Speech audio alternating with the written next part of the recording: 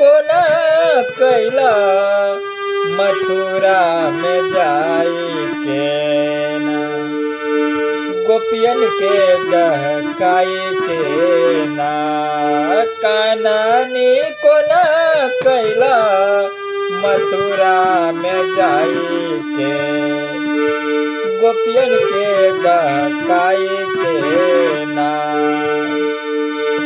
घर में रोवत जसोदा माई रोबे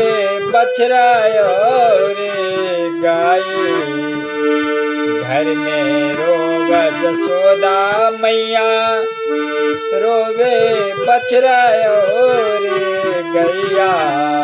रोबे बछड़ा रे गैया